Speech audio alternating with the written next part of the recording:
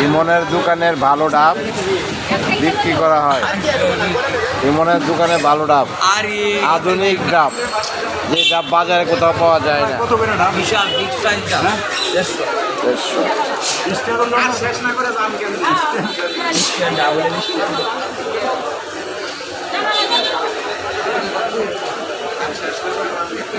কত রাখবে? না আমি ঘুরাইতেছিলাম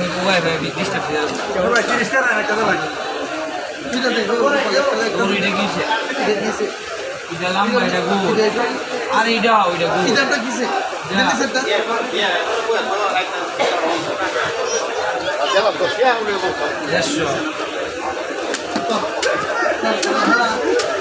কি মেয়ের বাগানে